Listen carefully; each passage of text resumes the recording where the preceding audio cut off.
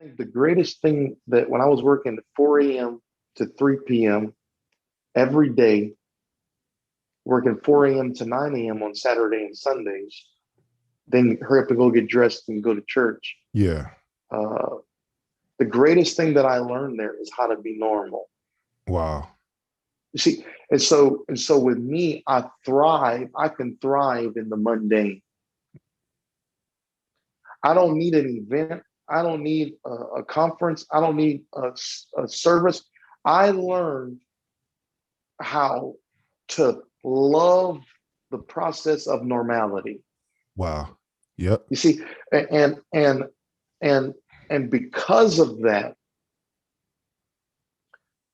I don't need. You see, the greatest downfall of Samson was good at big moments, but he didn't know how to live life day to day. That's so true. That's so true. Yeah. See, he could do the big moments great, but in the day to day life, he failed. Solomon had the biggest sacrifice in the Old Testament. Bro, his sacrifice was so huge, the inner court couldn't even contain it. Right. Right.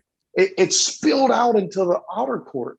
Yeah. He was making so many sacrifices that God said, man, whatever you ask of me, I'm going to give it to you. Right. Yeah. It Yeah. was the biggest sacrifice, but he did one big sacrifice and he got one big gift, but his day to day life was a failure.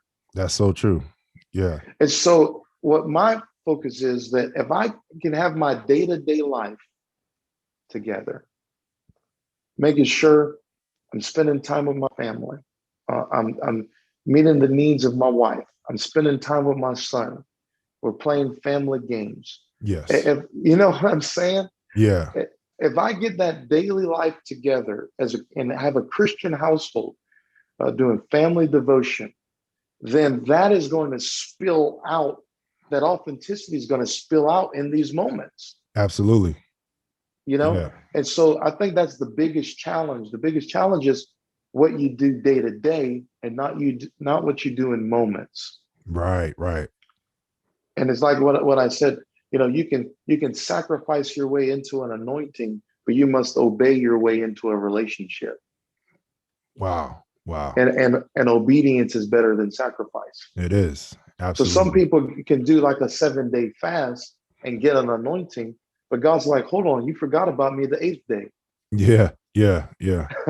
You know Yeah. what I mean? So Yep. for me, it's just like trying to live a daily life pleasing to God. Yes. And when you do that, there's going to be mundane moments. There's going to be moments that nothing interesting happens. But what my process taught me in my wilderness was to love that process, you know, and and I tell people there's three stages of growth. Number one, when God gives you a promise, there's three stages of growth. Number one,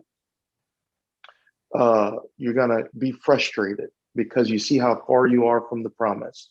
Right. After you get frustrated, you mature into the dimension of learning to be content where you are. Mm-hmm. And when you learn to be content, you learn to be content working the 9 to 5. You learn to be content. You're not losing sight of where you're headed because contentment is not complacency.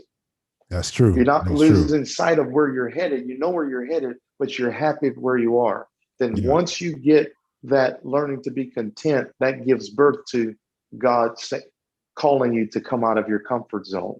Yeah. Yeah. Because now you got comfortable with that, and God's like, hey, remember, you Time to only come did up. that because I'm trying to take you here. Yeah. Yeah. Yeah. And you know what I mean?